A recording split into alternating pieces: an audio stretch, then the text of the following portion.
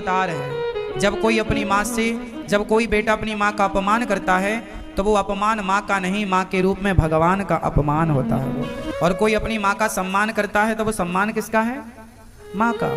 इसलिए हर माँ का सम्मान करो, हर बूढ़े का सम्मान करो, क्योंकि बच्चे समझ नहीं पाते कि माँ का त्याग कितना है, माँ का बलिदान कितना है।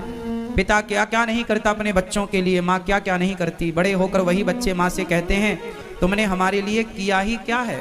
माँ बाप को देने वाली सबसे बड़ी गाली है ये, जो बच्चों के द्वारा, कुछ बच्चों के द्वारा अपने माँ बाप को दी जाती है। क्या नहीं दिया बच्चे को माँ ने। छोटा सा बच्चा होता है, उसको तेल लगाती है माँ, मालिश करती है, हड्डियां मजबूत हों, खूब रगड़ रगड़ के तेल लगाती है, मालिश करती है। आप सबकी माँ ने आपकी खूब मालिश की है।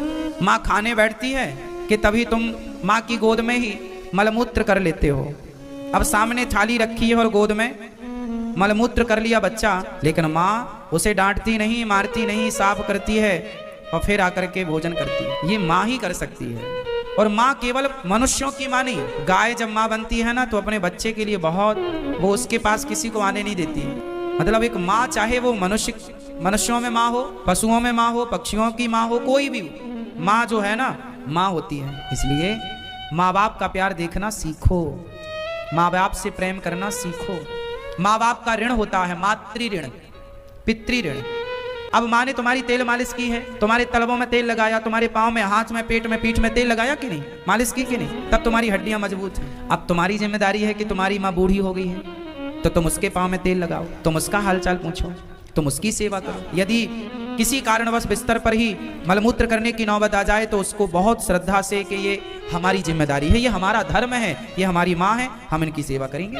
पर समाज में साहब आज लोग कहाँ रिश्तों को समझ रहे हैं। शादी होती है, माँ को छोड़कर लुगाई आई, पत्नी को लेके बच्चे चले जाते हैं। माँ का कोई ऋण नहीं समझते वो, माँ की कोई जिम्मेदारी नहीं मानते वो। एक बेटा गौरी गोपाल आश्रम में आया अपनी माँ को लेकर, बोला महाराज जी मेरी माँ को दिखता नहीं है, तो अब आप हमारी माँ को रख लो, अब हम क्या करेंगे माँ का। अब बताओ जरा, एक बेटा अपनी माँ को इसलिए लेके आ गया गौरी गोपाल वृद्धाश्रम में कि उसकी माँ को दिखता नहीं है। अरे दिखता नहीं है तो ये तो आपकी और जिम्मेदारी है कि आप उसका और ख्याल रखें। अच्छा जरा इसका उल्टा करो कि किसी माँ का बेटा यदि अंधा होता तो क्या माँ कभी उसे अपने से दूर करती?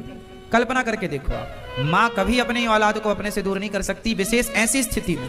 लेकिन जब बच्चों के पास उनके धर्म का पालन करने का अवसर आया कि बेटा तुम करो सेवा, तो वो हाथ खड़े कर लेते हैं और छोड़ करके चले जाते हैं।